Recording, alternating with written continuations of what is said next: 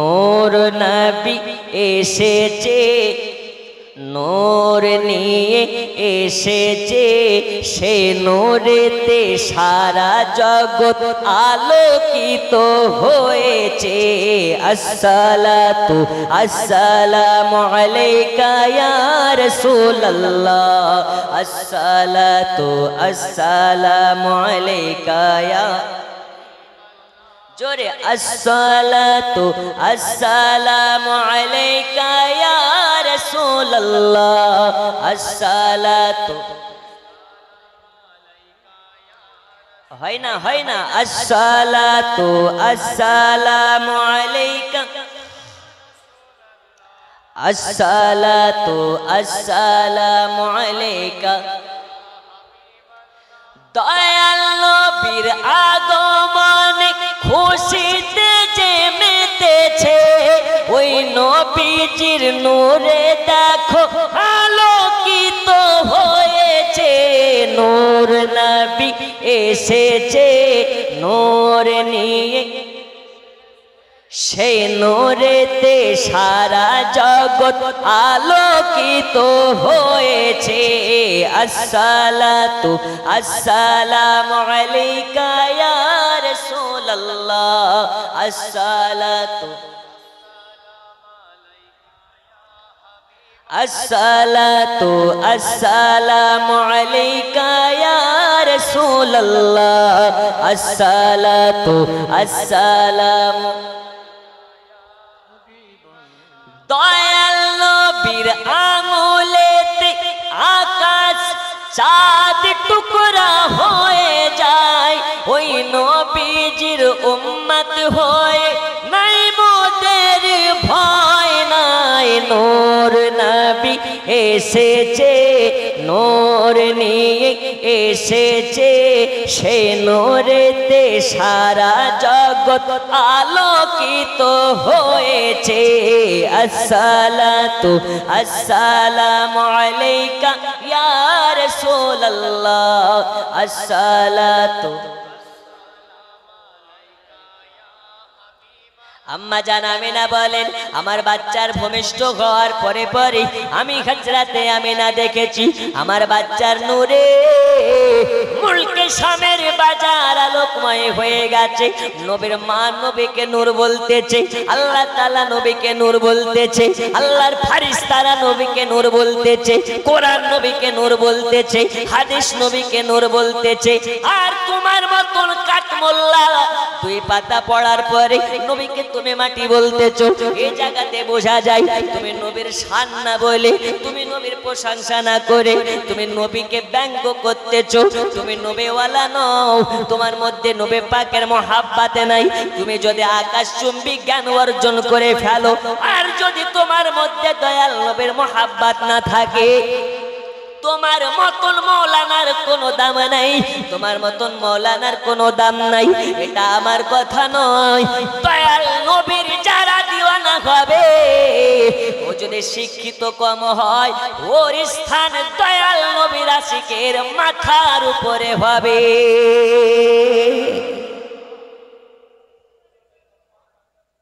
আর তুমি যদি শিক্ষা অর্জন করে আকাশচুম্বী জ্ঞানের মালিক হও, ওই জ্ঞানের দাম আছে। আচ্ছা, আপনারা কি বিরক্ত হচ্ছেন? আপনারা আমার দিকে একটু মনোযোগ দেন।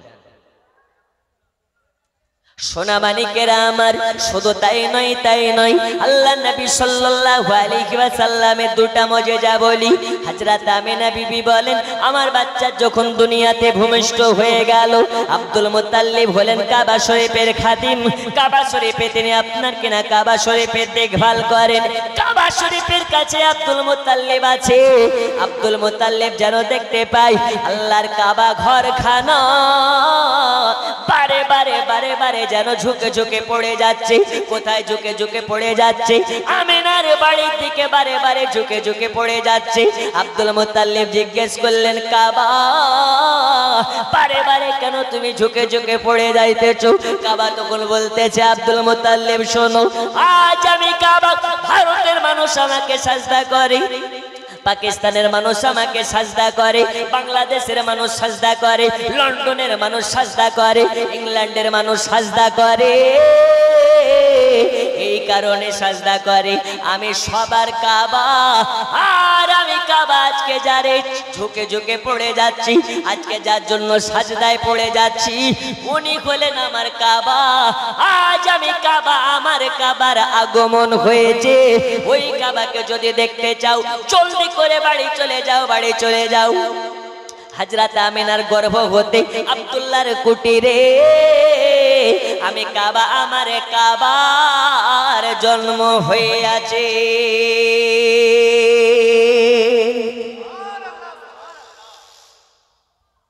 নবী আমার কাবারও কাবা, আদম নবীর বাবা, ওই নবীর আগমন হওয়াতে কাবা ঝুঁকে ঝুঁকে পড়ে যায়। কাবাতে খুশি মানাই, গাছপালাতে খুশি মানাই, নদনালাতে খুশি মানাই, ওই নবীর ওসিলাতে সবাই খুশি মানিয়েছে। একজনের মুখ কালো হয়েছে, ওই কালো মুখটার নাম কি? কালো মুখটার নাম কি গো? ইবলিস, শয়তান। তাহলে নবীর আগমনে দুই ধরনের মানুষ হয়। এক ধরনের মানুষ খুশি হয় যারা নবীওয়ালা, আর এক শ্রেণীর মানুষ বেজার হয় যারা ইবলিশওয়ালা। এখন আমরা ইবলিশওয়ালা না নবীওয়ালা? জি, নবীওয়ালার মুখে হাসি ফুটে, আর ইবলিশওয়ালার মুখ কালো হয়ে যায়। কেন? নবীর আগমন হয়েছে, ওটা সহ্য করতে পারে না। বন্ধুরে আমার, সোনা মানিক, দয়াল নবীর আগমন হয়েছে, সবাই আনন্দতে আত্মহারা হয়ে গেছে। ইবলিসের মুখ যেন কালো হয়ে গেছে। এ নবী কোন নবী? নবী পাকের একটু মুজিজার ঘটনা আপনাকে বলি। আল্লাহ নবী সাল্লাল্লাহু আলাইহি ওয়াসাল্লামের আগমন হয়েছে। আম্মা জান আমিনা বলেন, আমার বাচ্চার লাড়ির সঙ্গে নাড়ির কোনো কানেকশন নাই। শুধু তাই নয়, তাই নয়, আমার বাচ্চা মুহাম্মাদের 32 পাটি দাঁত যেন ঝকঝক করে জ্বলতেছে। আমিনা বিবি বলেন, শুধু তাই নয়, আমার বাচ্চার 32 পাটি দাঁত নিয়ে আমার বাচ্চা জন্মগ্রহণ করেছে। শুধু তাই নয়, তাই নয়, তাই নয়, আম্মা জান আমিনা বর্ণনা করতেছেন, দুনিয়ার সাধারণত বাচ্চারা নাঙ্গা হয়ে জন্ম নেয়, উলঙ্গ হয়ে জন্ম নেয়, কিন্তু আমার বাচ্চা উলঙ্গ হয়ে জন্ম নেয় নাই। আমার বাচ্চার প্রসব নাংটা হয়ে হয় নাই। আমার বাচ্চা মুহাম্মাদের যখন জন্ম হয়েছে, আল্লাহ তাআলা তাকে জান্নাতি রেশমি কাপড় দিয়ে জড়িয়ে দুনিয়াতে পাঠিয়েছেন। তাহলে বোঝা গেল দয়াল নবী উলঙ্গ হয়ে জন্ম নেয়নি, দয়াল নবী আমার পোশাক পরে জন্ম নিয়েছে। যারা বলে নবী 40 বছর বয়সে নবী হয়েছে, তাদের জন্য বলি, নবী 40 বছর বয়সের আগেও নবী ছিলেন। নবী আমার 40 বছর বয়সে নিজের নবুয়াতকে প্রকাশ করেছে। আজ যারা 40 বছর বয়সের আগে নবীকে নবী মানবে না, মানবে না, আল্লাহর কসম করে বলি, দুনিয়াতে কাফির হয়ে মারা যাবে।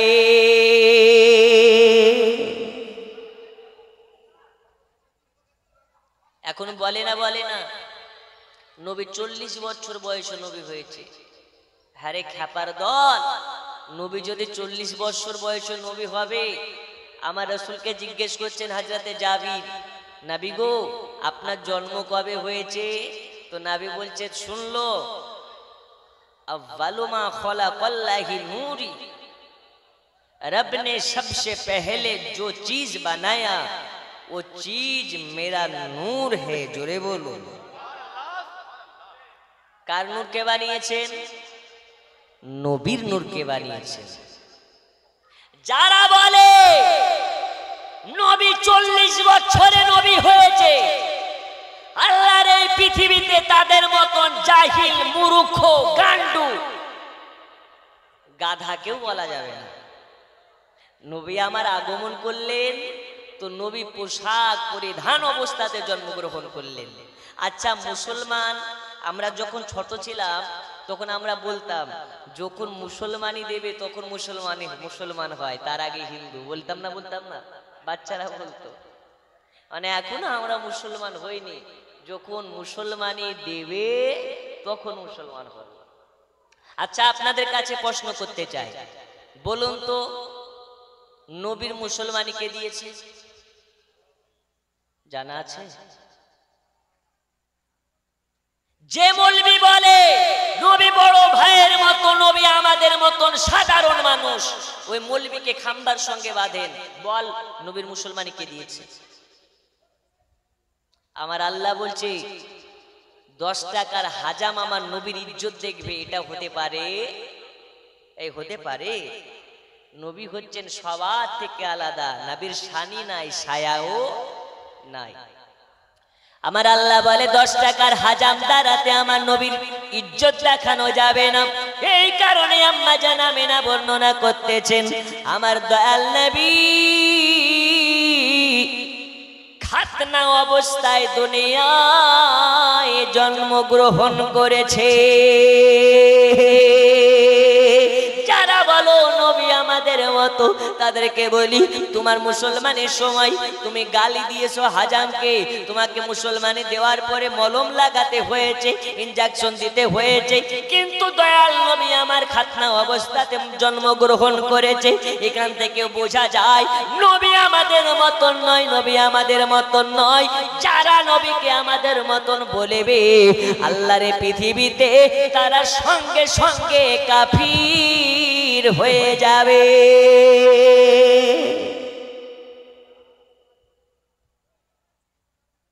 ওরা বলে নবী আমাদের মতো, আচ্ছা ঠিক আছে নবী তোর মতো, তো নবী আকাশের চাঁদকে ইশারা করে তো 2 টুকরা করে, তুই কর, পারবে?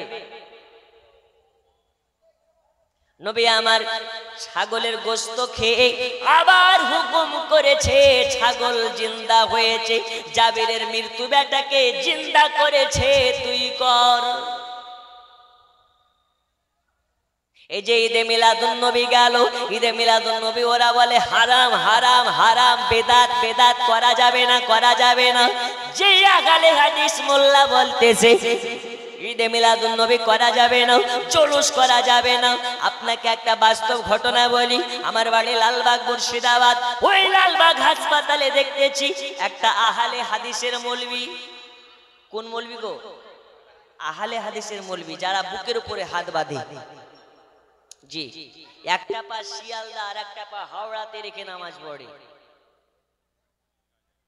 ওই হাত ঝাড়া মালের একটা শায়েখ লালবাগ হাসপাতালে দাঁড়িয়ে আছে, একটা সাদা স্করপিওকে সাজিয়ে ফুলমুল দিয়ে সাজিয়েছে, আর অনেক লাড্ডু বিতরণ করতেছে হাসপাতালের মাঝে।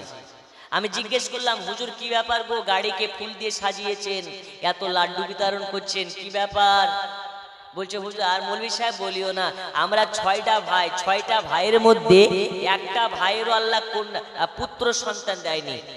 এই প্রথম আমার ঘরে একটা পুত্র সন্তান হয়েছে, তার জন্য খুশিতে ছেলেকে আর ছেলের মাকে গাড়ি সাজিয়ে জুলুস করে বাড়ি নিয়ে যাব, আর লাড্ডু খাওয়াচ্ছি খুশিতে।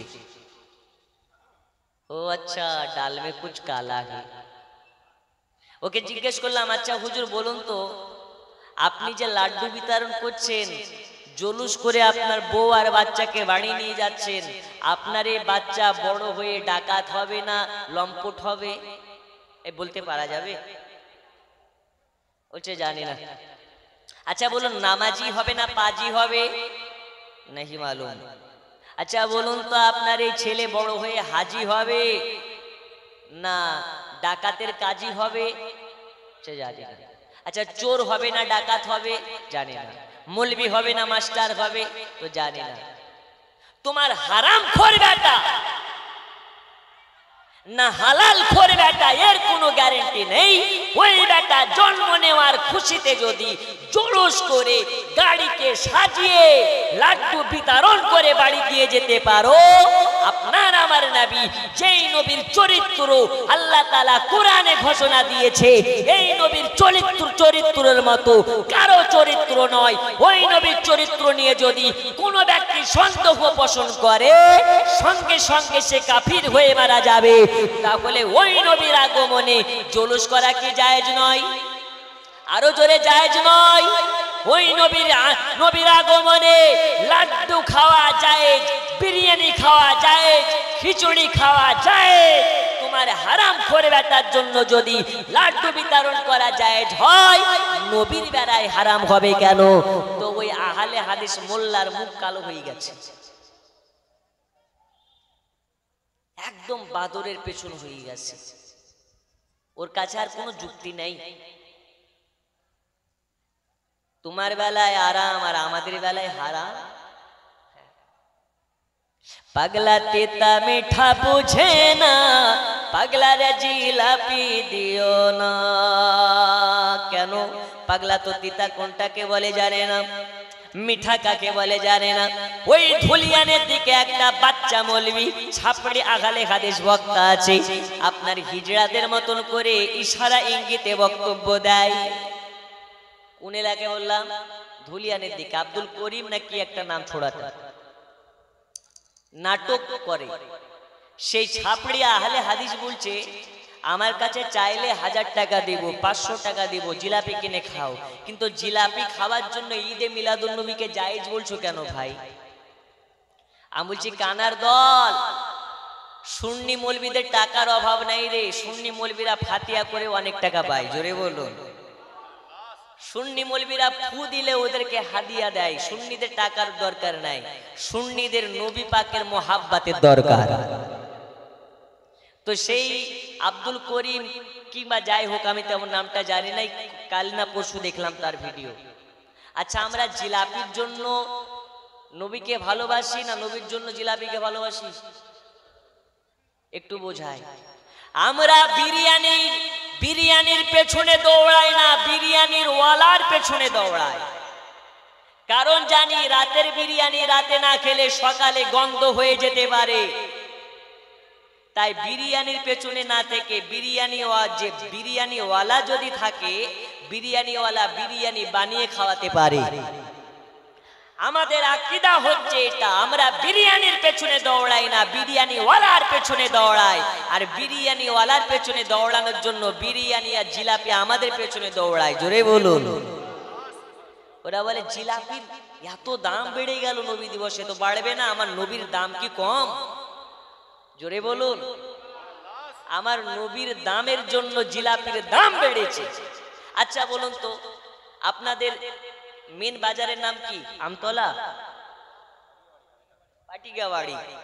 পাটিকাবাড়ির সব থেকে বড় মিষ্টির দোকানে আপনি গিয়ে 100 টাকা দামের মিষ্টি আছে, 50 টাকা দামের মিষ্টি আছে, 500 টাকা দামের মিষ্টি আছে। ওই মিষ্টির দোকানে গিয়ে যদি আপনি বাতাসা কিংবা নুকুল দানা আপনি কিনে খান, কিংবা আপনি দেখেছেন আজ পর্যন্ত বড় মিষ্টির দোকানে নুকুল দানা কিনে খেতে? আরে হ্যাঁ না বলেন না, দেখেছেন? ওই নুকুল দানা বড় মিষ্টির দোকানে কোনো দাম নাই। কিন্তু ওই নুকুল দানায় যখন 10 টাকার নুকুল দানা জাল সাথে মিলাতে আনা হয়, ওই নুকুল দানার দাম আকাশচুম্বী হয়ে যায়। কেন? এই কারণে যে ওই নুকুল দানা আমার রাসূলুল্লাহর ফাতিয়াতে অংশগ্রহণ করেছে। দয়াল নবীর কারণে নুকুল দানার দাম এত মূল্যবান হয়ে যায় যে ওই নুকুল দানা হাতে নিতে গিয়ে পায়ে যদি পড়ে যায়, ওই নুকুল দানাটাকে তুলে পরিষ্কার করে মুখে ভরে, জোরে বলুন। এখান থেকে কি বোঝা গেল? নুকুল দানার দাম বেড়ে যায় আমার নবীর কারণে। তাহলে জিলাপির দাম কেন বাড়বে না নবীর কারণে? কথায় কি ভেজাল আছে? আমার নবীর দাম নিয়ে যদি কথা প্রসঙ্গ ওঠে, আমার নবীর সঙ্গে কারো তুলনা করা যাবে? আপনারা বোধহয় আমার কথায় বেজার হচ্ছেন, রাগ করছেন। একটু যুক্তি সহকারে বোঝাচ্ছি, বুঝলে বুঝ পাতা, না বুঝলে তেজ পাতা, কিছুই করার নাই। আমার নবী হচ্ছেন জিন্দা নবী।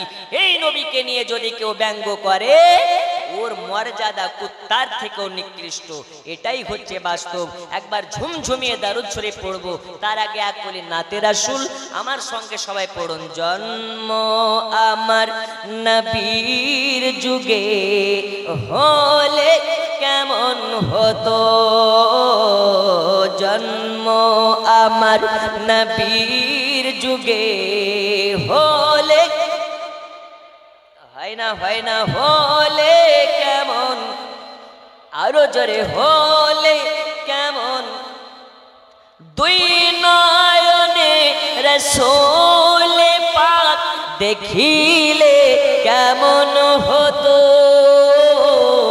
জন্ম আমার নবীর যুগে হলে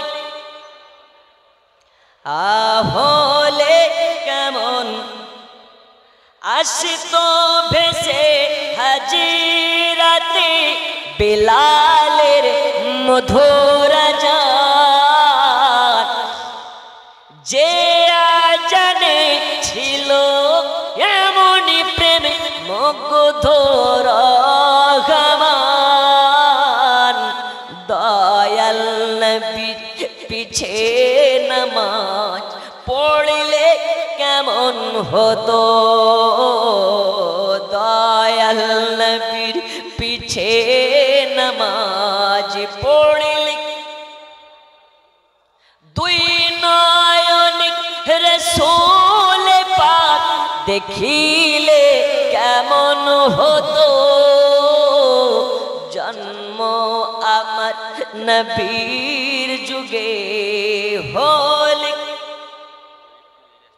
আরো জোরে হলে। আচ্ছা, নবীর মোহাব্বতে জীবন দিতে রাজি আছে না নেই? কারা কারা আছেন দুই হাত তুলে দেখান। নবীর মোহাব্বতে যদি বলি টাকা দাও, দিবেন তো ইনশাআল্লাহ? নবীর মোহাব্বতে বাড়ি দিতে বললে বাড়ি দিতে রাজি। এখন নবীর মোহাব্বতে আমি শুধু দাঁড়াতে বলবো, দাঁড়াতে পারবেন? আমি নারে তাকবীর বলবো, সবাই দাঁড়াবেন। নারে তাকবীর। একটু আগে চলে আসেন। জি, দাঁড়িয়ে যখন গেছেন আগে চলে আসেন। ওই যে পেছনে যারা দাঁড়িয়ে আছে অনেকক্ষণ ধরে, আসেন আসেন। এই পালাবেন না, ও চাচা বসেন। বিড়ি খেতে যাবেন নাকি? বসেন বসেন বসেন, আগে আসেন আগে আসেন, সামনের দিকে। হাই হাই হাই, এদিকে তুলাই ভুল হলো মনে হচ্ছে গো।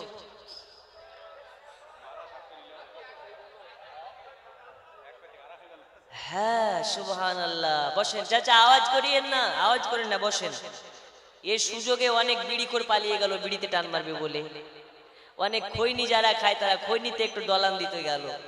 একটা জালসায় গিয়েছি, তো বলছে হুজুর পানি খাওয়া দোয়া হয়, ভাত খাওয়া দোয়া হয়, সবকিছু দোয়া হয়, তো বিড়ি খাওয়ার দোয়াটা কি একটু বলে?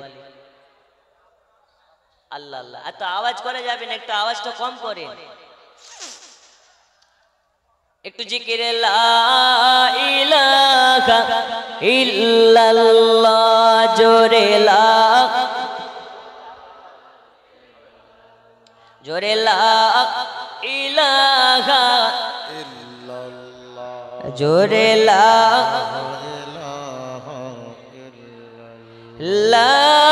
ইলাহা ইল্লাল্লাহ মুহাম্মাদুর। আকাশের তারকারা ঝিলমিল ঝিলমিল নূর নবীজির ইশারায়, দয়াল নবীর আগমনে তারাও এই গুনগুনায় লা ইলাহা,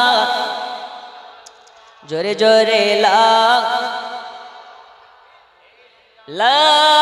ইলাহা ইল্লাল্লাহ মুহাম্মদ। বন্ধু আমার, সোনা মানিকেরা, আমি বলতেছিলাম আল্লাহ নবী সাল্লাল্লাহু আলাইহি ওয়াসাল্লামকে নিয়ে আমাদের আকীদা তাদের আকীদার মধ্যে পার্থক্য দেখুন।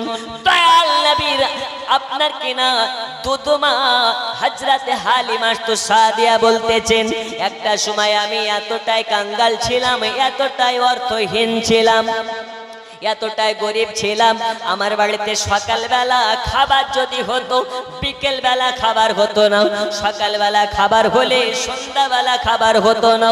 এমনও দিন গেছে একদিন খাবার হয়নি, 2 দিন খাবার হয়নি। আল্লাহর কসম করে বলি, আমার বাড়িতে যখন মক্কা নগর থেকে আমিনার বাড়ি থেকে আব্দুল্লাহর বেটাকে নিয়ে আসা হয়েছে, আমি হালেমা তো সাদিয়া, আমার আর কোনোদিন খাবারের অভাব হয় নাই। এ নবী কোন নবী? আম্মা জান আমিনা বলতেছেন, আমার বাচ্চার চেহারা এত সুন্দর, এত সুন্দর, আমার বাচ্চার দিকে তাকালে খাবারের খোদা লাগে না, পানির পিয়াসা লাগে না, খাবারের দরকার হয় না। নবীর চেহারার দিকে চাইয়া যদি কেউ 1 মাস থেকে যায়, 1 মাস খোদা লাগবে না, 1 বছর থেকে যায়, 1 বছর খিদা লাগবে না। আমার নবীর চেহারা এতটা সুন্দর, এতটা সুন্দর। এই নবীর মোহাব্বত কারিয়ে যারা হবে, নবীর মোহাব্বতে ভারতে বসে যায় নামাজের পাটিতে দরুদ শরীফ পড়ে কান্না করবে। আল্লাহর নবী বলেছেন, আমি অতক্ষণ পর্যন্ত থাকতে পারি না যতক্ষণ পর্যন্ত আমার আশিককে স্বপ্নে মাঝে দিদার না দিই। সুবহানাল্লাহ। আচ্ছা, যদি কেউ নবীকে স্বপ্নে দেখে, ওটা বাস্তবে দেখবে না মিথ্যা দেখবে? নবী আমার বলেছেন, আমাকে যারা স্বপ্নে দেখিবে ওটা মিথ্যা নয়, মিথ্যা নয়, কারণ আমার চেহারা ধারণ করার ক্ষমতা আল্লাহ শয়তানকে দেয়নি। তাহলে বোঝা গেল এই নবীর চেহারার সুরত ধরার মতন শয়তানের ক্ষমতা নাই।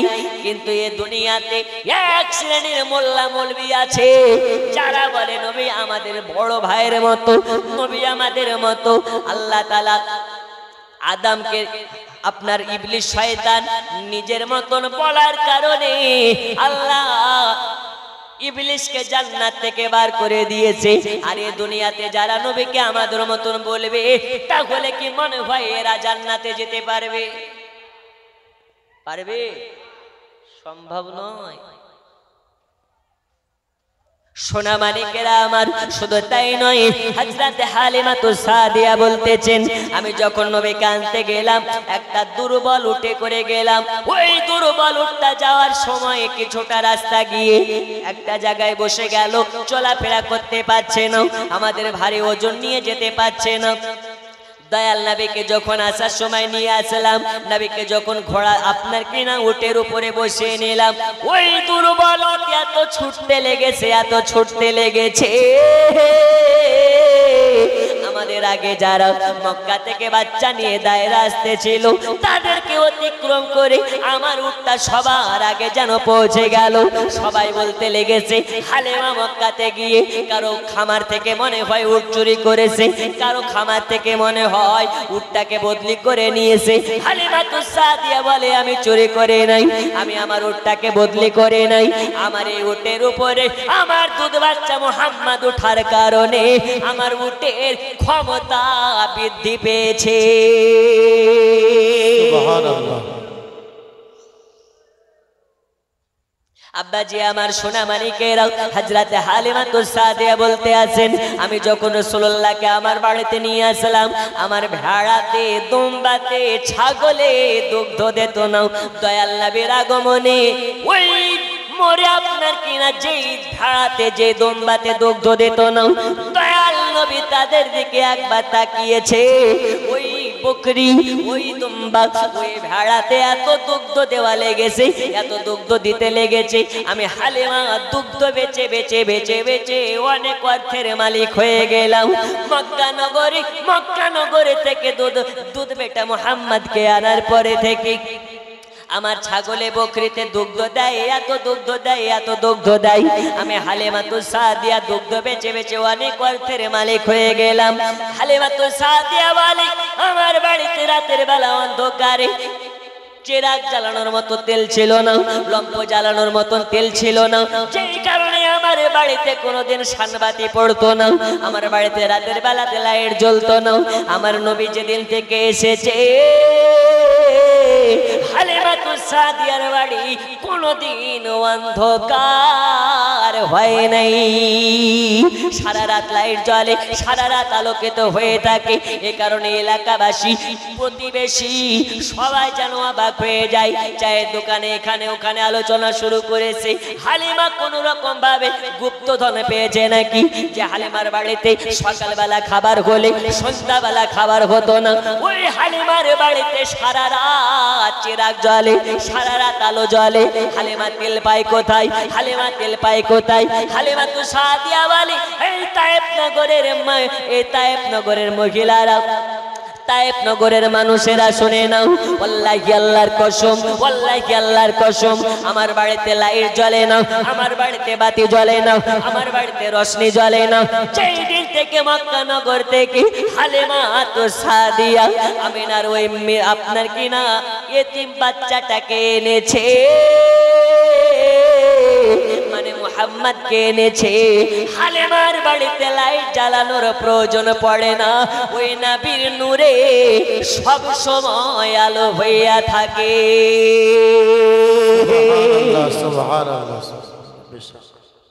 নবীর নূরে আলোকময় হয়ে থাকে, নবীর নূরে রশ্মিময় হয়ে থাকে। যারা বলো নবীকে নূর বলা যাবে না, যাবে না, যাবে না, কোরআন বলে কদ জাকুম মিনাল্লাহি নূরুন ওয়া কিতাবুম মুবিন। তোমার যুক্তি ফেল হয়ে যাবে, তোমার উদাহরণ ফেল হয়ে যাবে, মুবাহালা করার প্রয়োজন পড়ে না। কারণ কোরআন বলে দিয়েছে আল্লাহর তরফ থেকে একটা নূর এসেছে আর একটা কিতাব এসেছে। নূর বলতে রাসূলুল্লাহকে বোঝানো হয়, কিতাব বলতে পাক কালামুল্লাহকে বোঝানো হয়। এরপরেও যারা নবীকে মাটি বলে, আল্লাহর কসম করে বলি এই দুনিয়াতে তারা ইহুদির দালাল। কার দালাল? ইবলিসের দালাল, ইহুদিদের দালাল। কোরআন বলে কদ জাআকুম মিনাল্লাহি নূরুন ওয়া কিতাবুম মুবিন। আল্লাহ তাআলার তরফ থেকে একটা নূর এসেছে আর একটা কিতাব এসেছে। নূর বলতে দয়ার রাসূলকে বোঝানো হয়, আর কিতাব বলতে পাক কালামুল্লাহকে বোঝানো হয়। কালামুল্লাহ বলতেছে নবী নূর, ওই নূর নবীকে যারা নূর বলে মানবে তারা নবীর নূরের আলোতে আলোকময় হয়ে যাবে। দয়াল নবীকে জিজ্ঞেস করা হয়েছিল ইয়া রাসূলুল্লাহ ইয়া হাবিবাল্লাহ হুজুর, আপনার হাসরের ময়দানে আল্লাহ আদম থেকে নিয়ে ঈসা রুহুল্লাহ পর্যন্ত সব নবীর উম্মতের বিচার একসাথে করবে। ওই সময় সবাই এক জায়গাতে থাকবে, আপনার উম্মতদেরকে কি করে বোঝা যাবে? নবী আমার বললেন, হে আমার উম্মতেরা শুনে নাও, সাহাবীরা শুনে নাও, 1000 কালো ঘোড়ার মধ্যে থেকে যদি একটা ঘোড়া, কালো ঘোড়ার গায়ে শরীরে একটা সাদা কালারের দাগ থাকে, 1000 ঘোড়ার মধ্যে থেকে ওই ঘোড়াটাকে চেনা যাবে কি যাবে না? যাবে না? যাবে। নবী আমার বলছে হাজার হাজার উম্মত থাকবে, কিন্তু আমার যারা উম্মত হবে, যার অন্তরে আমার মোহাব্বত থাকবে, ওর পেশানিতে একটা নূর চমকাবে। ওই নূর কার নূর? নবী আমার বলছে আমার নূর। ওই নূরে বোঝা যাবে এরা উম্মতে মুহাম্মাদি, আর শুধু উম্মতে মুহাম্মাদি নয়, আশিকে নবী। আচ্ছা, ওই নূর পাওয়া যায় নামাজ পড়ে না কাজা করে? পড়ে না কাজা করে, দাড়ি কেটে না রেখে, হালাল খেয়ে না হারাম খেয়ে গো আমরা খেতে পারি, আমরা পড়তে পারি।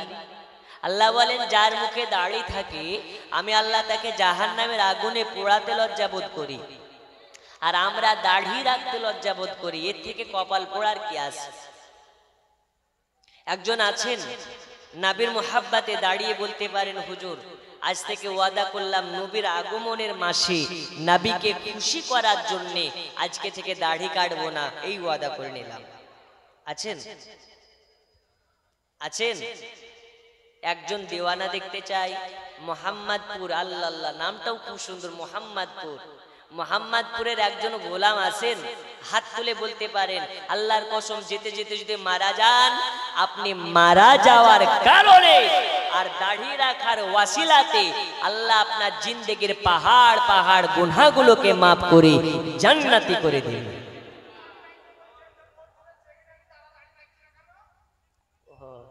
বাহ, খুব গুরুত্বপূর্ণ কথা বলেছেন, আওয়াজ করবেন না।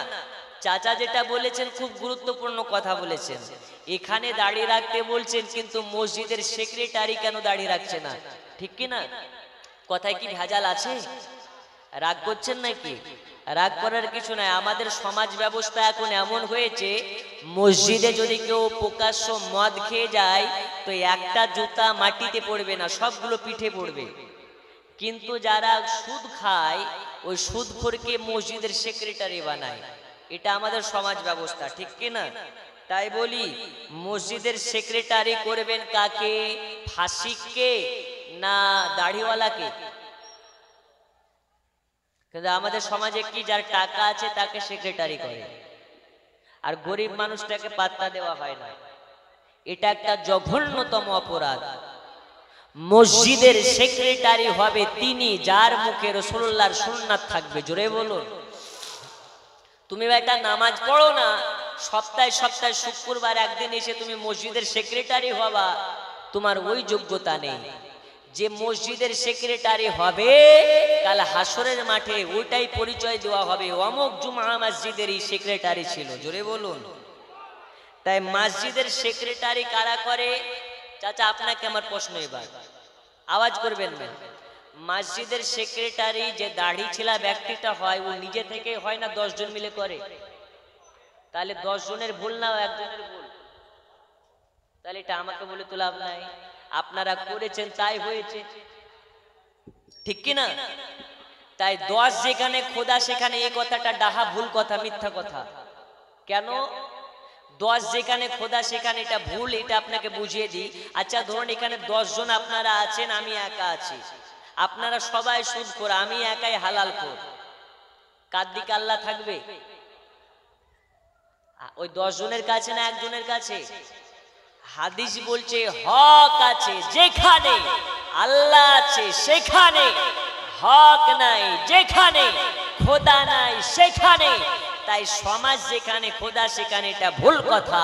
আপনারা সমাজের মানুষ দাড়িওয়াল দাড়ি ছিলাকে সেক্রেটারি বানান, তাই হয়। আজ থেকে ওয়াদাবদ্ধ হয়ে যান, দাড়ি কাটা ফাঁসিকে মুআল্লিমকে যে নামাজ পড়ে না হারাম খায় তাদেরকে আমাদের মসজিদের সেক্রেটারির দরকার নাই। ও গরিব হোক, মুখে যাতে দাড়ি থাকে, ব্যক্তিটা যেন ভালো হয়, 5 ওয়াক্ত নামাজি হয়, সে গরিব হলেও মসজিদের সেক্রেটারি হওয়ার যোগ্য সেই ব্যক্তি। তাই আজ থেকে ওয়াদা করে নিন, কোন দাড়ি ছিলা ব্যক্তিকে কিংবা বেনামাজিকে মসজিদের সেক্রেটারি করার দরকার। আমি জানি না বাড়ি পর্যন্ত যেতে পারবো কি, এর গ্যারান্টি নেই। আর এটা ভাবি যে কুল্লু নাফসিন জায়গাতুল মউত, আল্লাহ যাকে জান দিয়েছে মৃত্যু তার জন্য অনিবার্য করে দিয়েছে। এর জন্য কবি লিখতেছে, একদিন তোমায় মরতে হবে, তুমি ভুলে যেও না।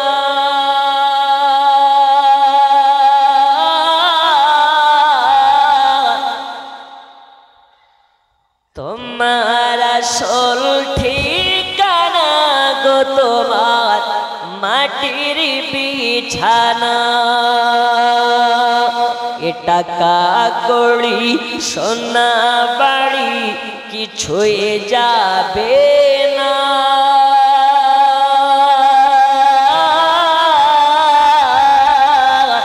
তোমার আসল ঠিকানা গো তোমার মাটির বিছানা।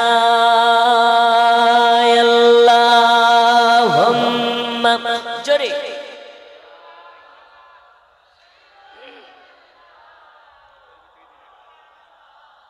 অল্প দিয়ে দাও, অল্প অল্প।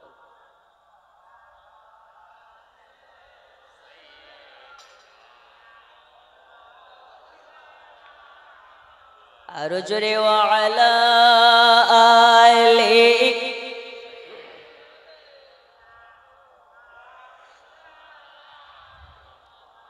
দয়াল নবী মায়ার নবী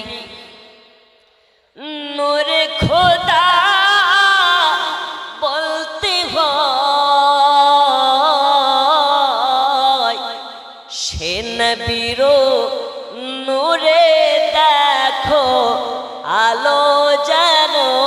দুনিয়াময় আল্লাহুম্মা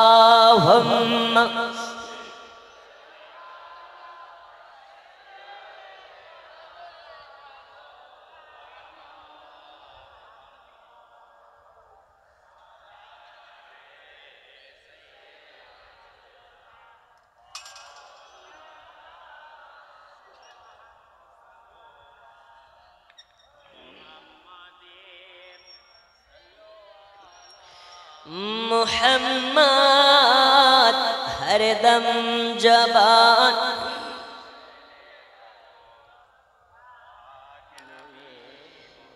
হে যুবকেরা সোনামানিকেরা তাহলে বোঝা গেল আম্মা জান হালিমাতুস সাদিয়া বলেন আমার বাচ্চা মুহাম্মদকে যখন আমার বাড়িতে আনা হলো আমার বাড়িতে যে বকরিতে আপনার দুগ্ধ দিত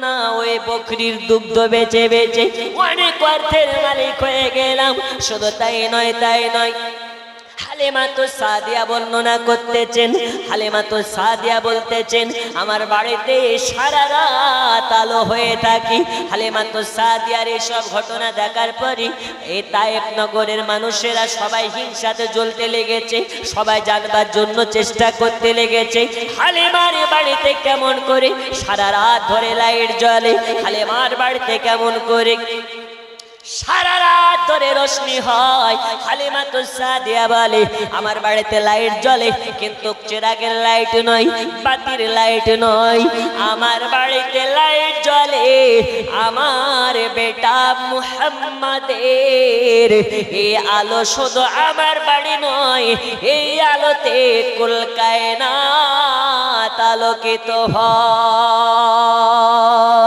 ও মা খালা শুনে জানে রাতের বেলা হযরতে হালিমাতুস সাদিয়া বর্ণনা করতেছেন আমার বাড়িতে আমার দুধ বেটা মুহাম্মদকে যখন নিয়ে এসেছিলাম তানার চাচা আব্বাস আমার বাড়িতে তানার একজন চাচা আমার বাড়িতে খোঁজ খবর নেওয়ার জন্য এসেছিলেন হালিমাকে এসে জিজ্ঞেস করেন হালিমা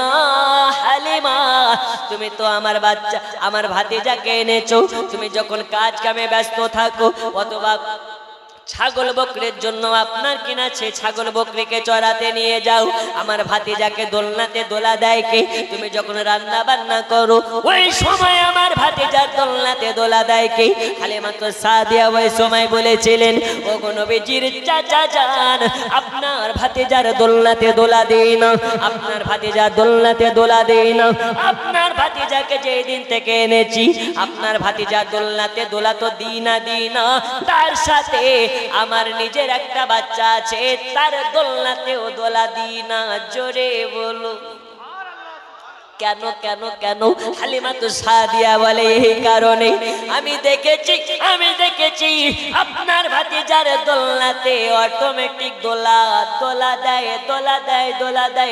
দেয় কেমন করে আমার আল্লাহ বলে জিবরিল চলে যাও ওই দেখো আমার নান্নি মুহাম্মদ দোলনাতে শুয়ে আছে জলদি করে যাও আমার মুস্তাফা যেন দোলনা থেকে পড়ে না যায় এজন্য কি করবে তুমি নিজে যাবে আর আমার দোস্ত মুস্তাফার দোলনাতে পাগাড়া দেবে আর নিজে হাতে নবী পাকের দোলনাতে দোলা দেবে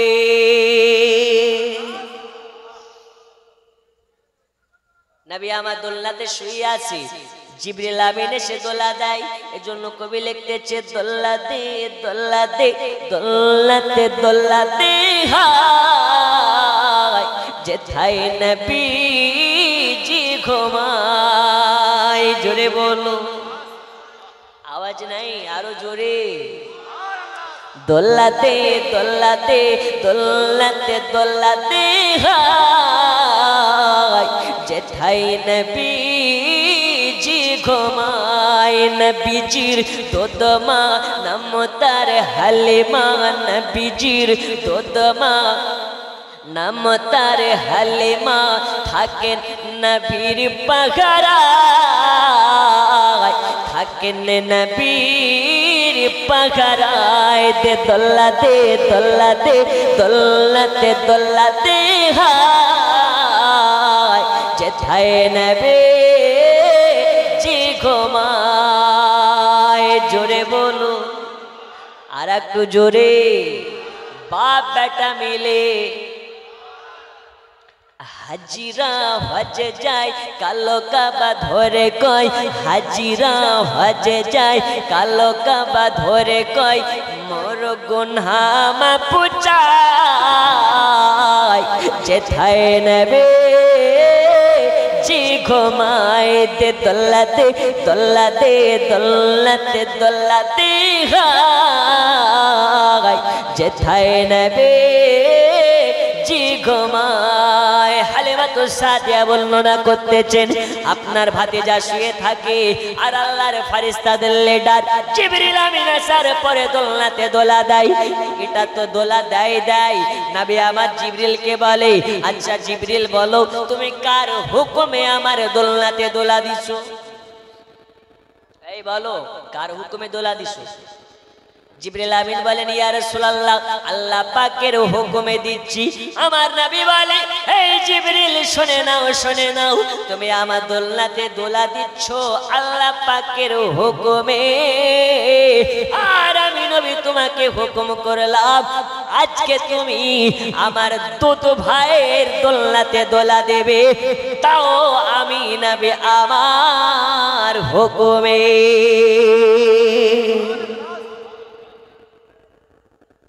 জিবরিল বলছেন নবী আপনি যাতে রাজি আল্লাহ তাতে রাজি, আপনি যেটা বলেন ওটাই তো আল্লাহর বলা, আমার কোনো রকমের আপনি যেটা বলেন সেটা মানতে আমার কোনো রকমের আপত্তি নেই।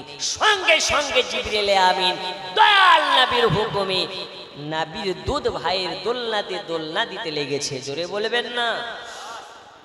আরে নবী তো বলেছেন, আল্লাহ পাক নবীকে বলতে বলেছেন নবী বলে দিন রিজিক দেন আল্লাহ, কিন্তু রিজিকের মালিক করে দিয়েছি আপনাকে। জান্নাত বানিয়েছেন আল্লাহ, জান্নাতের মালিক করেছেন রাসূলুল্লাহ। এজন্য বলেছেন রাসূল করিম সাল্লাল্লাহু আলাইহি সাল্লামের প্রসঙ্গে হাদিস বলছে ওয়াল্লাহা ইউতি ইন্নামা আনা কাসিম, रब ने देता है मुस्तफा ने खिलाता है, रब ने देने वाला मुस्तफा ने दिलाने वाला। এই কারণে উর্দু ভাষী শায়র লিখতেছে কি रोजी खुदा ने दी है खिलाते हैं मुस्तफा,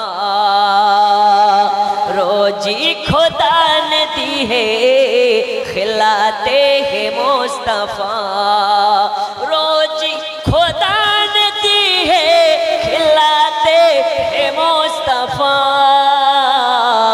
दुनिया है खुदा की चलाते हैं मुस्तफा। जोरे बोलुन दुनिया বানিয়েছেন আল্লাহ, কিন্তু দুনিয়াকে চালায় পরিচালনা করে মদিনাওয়ালা রাসূলুল্লাহ। জোরে বলুন আল্লাহ বানিয়েছেন দুনিয়াকে কিন্তু পরিচালনা করেন আমার নবী। আল্লাহ বানিয়েছেন দুনিয়াকে পরিচালনা করেন নবী। জিবরিল আমিন বলে নবীজি কোন রকমের আপত্তি নাই, আমি আপনার দুধ ভাইয়ের দোলনাতে দোলা দিচ্ছি। নবীর হুকুমে নবীর দুধ ভাইয়ের দোলনাতে দোলা দেয়। দোলাটা দেয় কে? যে দোলা দেয় তিনি হলেন জিবরিল আমিন। এ জিবরিল আমিন দোলা দিতে লেগেছে। এ বাবা সোনা মানিকেরা, শুধু তাই নয় হালিমা তো সাদিয়া বলে আমার মুস্তাফা সাল্লাল্লাহু আলাইহি ওয়াসাল্লাম এবার আমি আর কি তোমাদেরকে মজেজা বলবো, আপনার ভাতিজা মুহাম্মাদের দোলনাতে দোলা দেওয়া লাগে না, আল্লাহর ফেরেশতাদের লিডার জিবরিল আমিন নিজে দোলা দেয়। শুধু তাই নয় আপনার ভাতিজা মুহাম্মদকে আনার পরে আমি হালিমা অনেক অর্থের মালিক হয়ে গেছি, অনেক টাকার মালিক হয়ে গেছি। হালিমা তো সাদিয়া বলে আমি ছিলাম আগে জিরো, নবী যখন আসলো আমার বাড়ি হয়ে গেলাম হিরো। আমি হালিমা তো সাদিয়া নবীকে আনার পরে আমার বায়োগ্রাফি চেঞ্জ হয়ে গেছে। এখানে বোঝা গেল এটা হালিমার পাওয়ার নয়, হালিমার পাওয়ার নয়, নবীর পাওয়ার পরে হালেমার পাওয়ার হয়েছে, নবীর জন্য হালেমার মর্যাদা বেড়েছে, নবীর কারণে হালেমার শান বেড়েছে, নবীর কারণে হালেমার ইজ্জত বেড়েছে, নবীর কারণে হালেমা সম্মান পেয়েছে। এই নবীকে যারা মোহাব্বত করে নেবে, এই নবীকে যারা ভালোবেসে নেবে, নবী আমার বলেছেন আনা মাদিন আনা আনা মুহাম্মদ, আমি কথা দিলাম, আনা মুহাম্মদ, আমি কথা দিলাম, আমি কথা দিলাম, যারা আমাকে মোহাব্বত করে নেবে, আমার রওজাকে জিয়ারত করে নেবে, মান যারা কবরি ওয়াজাবাত লাহু শাফাতি, যারা আমার রোজা পাকের দিকে দুই চক্ষু ভরে তাকাবে, আমি নবী আমার জন্য তাকে শাফায়াত করা ওয়াজিব হইয়া যাবে। নারে তাকবীর, নারে তাকবীর।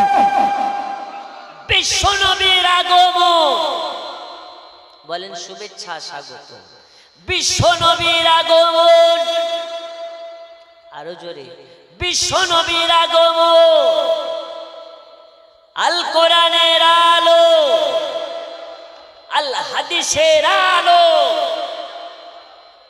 জি, নবীর আলো, হাদিসের আলো, কোরআনের আলো ঘরে জ্বেলে লাভ নাই, জ্বালতে হবে কোথায়? মনে জ্বালতে হবে। এখন মন কালো, ঘর আলো, লাভ আছে?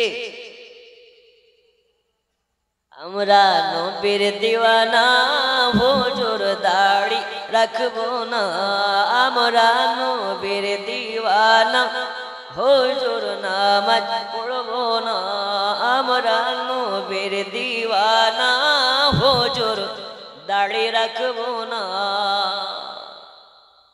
লাভ আছে? নামাজ পড়ি না, রোজা করি না, হজ করি না, মিথ্যা ছাড়ি না, নবীর দিওয়ানা হয়ে লাভ হবে না।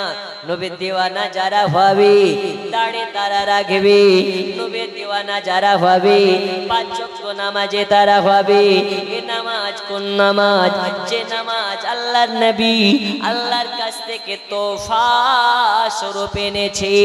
আল্লাহ বলেছে যারা দিনে পাঁচ ওয়াক্ত নামাজ আদা করে নেবে, আমি আল্লাহ তাকে 17টা জায়গা দেখাবো, যে 17টা জায়গা আল্লাহ নিজে গাইড করে তানার হাবিবকে মেরাজে দেখিয়েছে। এই নবীর মিরাজের ঘটনা শুনেছেন আপনারা?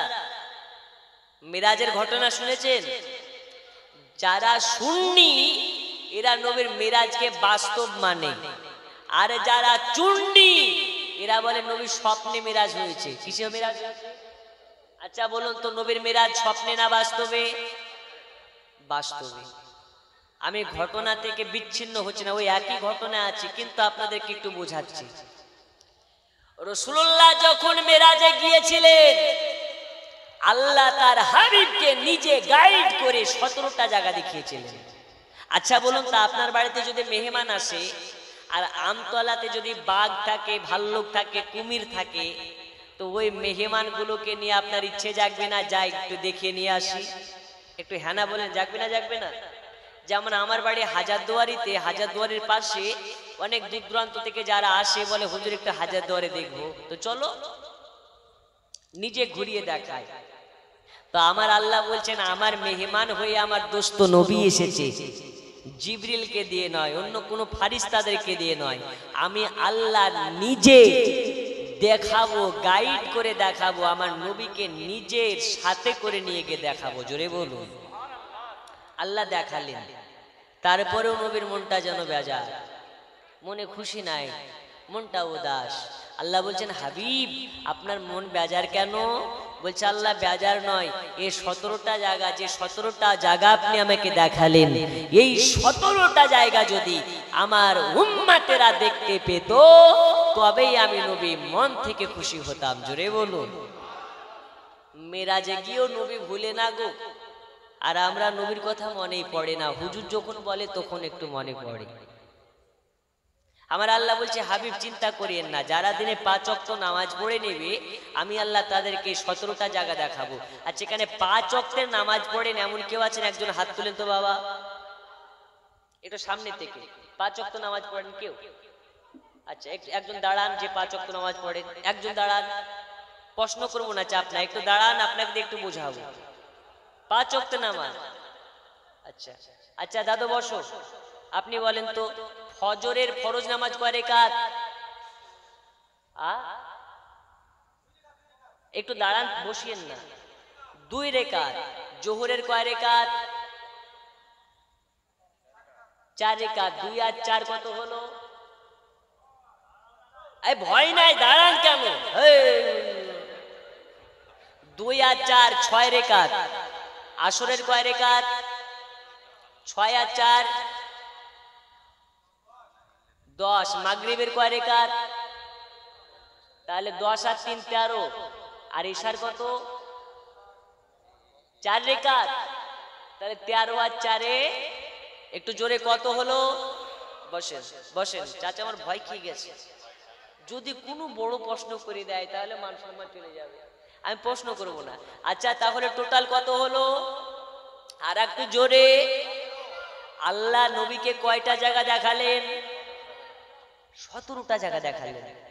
আল্লাহ কিন্তু তখনও নবীকে 5 ওয়াক্ত নামাজ দেয়নি, তখন দিয়েছিলেন 50 ওয়াক্ত।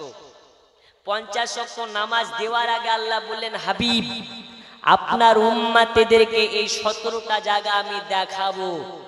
আস-সালাতু মিরাজুল মুমিনিন, যারা নামাজ পড়বে তারা আল্লাহকে দেখতে পাবে। নামাজ হচ্ছে আল্লাহ দেখার মাধ্যম। দিনে 17 রাকাত যারা ফরজ নামাজ আদা করবে, ওয়াল্লাহি আল্লাহর কসম, তারা দিনে 17 রাকাত নামাজ পড়ার কারণে আল্লাহ তাদেরকে 17টা জায়গাকে দর্শন করিয়ে দেবে। জোরে বলুন, আরো জোরে। তাহলে নামাজ পড়া দরকার আছে না নেই? সপ্তাহে সপ্তাহে একদিন না 5 ওয়াক্ত? ফজরের নামাজ যারা যারা পড়বেন একটু হাত তুলে বলুন ইনশাআল্লাহ। আরে বলুন না ইনশাআল্লাহ। নামাজ পড়া ভালো কাজ না খারাপ কাজ? নামাজ যারা পড়ে তাদের হার্ট অ্যাটাক হয় না, নামাজ যারা পড়ে এদের ক্যান্সার হয় না। আজকে আপনাকে একটা দোয়া শিখিয়ে যাব, আল্লাহর কসম, যাদের সুগার আছে তাদের সুগার ভালো হবে, যার সুগার নাই কিয়ামতের সকাল পর্যন্ত সুগার হবে না। দোয়াটাকে শিখতে চান? শিকার ইচ্ছে নাই গো, আপনাদের মন দেখে মনে হচ্ছে এরা কতদিন যে ঘুমায়নি আল্লাহ পাক জানে। এই শিকার ইচ্ছে আছে? সুগারের কোনো ওষুধ এখনো হয়নি। ওই এমন একটা রোগ, ও আলু খেতে পায় না, গোশ খেতে পায় না, মিষ্টি খেতে পায় না, জিলাপি দেখলে টুসটুস করে লাল পড়ে যায় কিন্তু মুখে দিতে পারে না। ঠিক কি না? আজ আপনাকে বলে যাব, আল্লাহর কসম আপনার সুগার হবে না, ক্যান্সার হবে না, এমন একটা দোয়া শেখাবো, যেই দোয়া আপনি যদি নিয়মিত পালন করতে পারেন আল্লাহ আপনাকে সুগার দিয়ে মারবে না, মারবে না, মারবে না। ওই দোয়াটা আপনাকে শেষে বলে যাব, তার আগে আপনাকে একটু ঘটনাটা বলি। আল্লাহ নবী সাল্লাল্লাহু আলাইহি ওয়াসাল্লাম যখন মেরাজে গিয়েছিলেন, আল্লাহ রাসূল সাল্লাল্লাহু আলাইহি ওয়াসাল্লামকে 17টি জায়গা দর্শন করিয়েছিলেন। আর নবী আমারে বলেছেন, যারা দিনে 17 রাকাত ফরজ নামাজ আদা করে নেবে আল্লাহ তাআলা তাকে এই 17টা জায়গা দেখাবে। তাহলে বোঝা গেল নবী আমার আমানত করে নামাজটাকে এনেছে। এই নামাজ কাজা করবেন না, এই নামাজ কাজা করবেন না। নামাজ হলো আল্লাহ দেখার মাধ্যম। as-salatu মিফতাহুল জান্নাহ, নামাজ হলো জান্নাতের চাবিকাঠি। আপনি নবীর দিওয়ানা কিন্তু নামাজ পড়েন না, আপনি শুধু বলতেছেন আমি নবীর দিওয়ানা, নামাজ আপনি পড়ছেন না, আপনি বলছেন নবীর দিওয়ানা। আপনাকে মসজিদ মুখে হওয়া দেখা যায় না, আপনাকে নবীর দিওয়ানা বলা যাবে না, যাবে না, যাবে না, যাবে না। যারা নবীর দিওয়ানা হবে এরা কোনোদিন নামাজ ছাড়বে না। যেমন করে ইমাম হুসাইন কারবালার প্রান্তরে ইমাম হুসাইনের বুকের উপরে যখন ইয়াজিদ সীমার যখন বসে গেছে, সীমার আপনার কিনা ধারালো তরবারটাকে নিয়ে ইমাম হুসাইনে পাকের গর্দানে ঘষতে লেগেছে, ঘষে যায়, কাটতে পারে না। ইমাম হুসাইন বলেছিলেন, সীমার তোর কি দয়া হয় না রে, তোর কি মায়া হয় না রে, তোর কি কষ্ট হয় না রে? আমি হলাম ওই নবীর নওয়াসা, যেই নবীকে আল্লাহ না বানালে আসমানকে বানাতেন না, জমিনকে বানাতেন না, লাউকে কালামকে বানাতেন না। যে নবী ছাড়া তোর জামিনদার কেউ হবে না। মা তোকে হাসরের ময়দানে চিনবে না, বাবা তোকে হাসরের ময়দানে চিনবে না। ওই নবী আমার নানুজি তোর জামিনদার হয়ে যাবে। আমি ওই নানুজির একমাত্র কলেজার টুকরা হুসাইন, আজ আমার বুকের উপরে বসে তলোয়ার ঘষতেছিস। তুই কি জানিস রে? জানিস আমি হুসাইন আমার জন্য দয়াল নবী সাজদাকে লম্বা করে দিয়েছে। আমি রাসূলুল্লাহর বাবরির চুল ধরেছি, নবী আমার ঘোড়া হয়ে গেছে, আর আমি হুসাইন ঘাট থেকে পড়ে যাব বলে সাজদাকে লম্বা করে দিয়েছে। আজ ওই হুসাইনের বুকের উপরে বসে তলোয়ার চালাতে যাচ্ছিস, তোর কি মায়া হয় না? তবে সীমার শুনে নে, আমাকে যতই কাটার চেষ্টা কর না কেন, আমাকে যতই তলোয়ার দিয়ে মারার চেষ্টা কর না কেন, আমার কাটতে পারবে না, গলা কাটতে পারবে না। আমি হুসাইন, আমার কোন জায়গাটা কেটে যাবে, আমার কোন জায়গাটা কাটবে আমি তোমাকে বলে দিতে পারি। তবে তার আগে যদি আমাকে 2 রাকাত নামাজ আদা করতে দেওয়া হয়।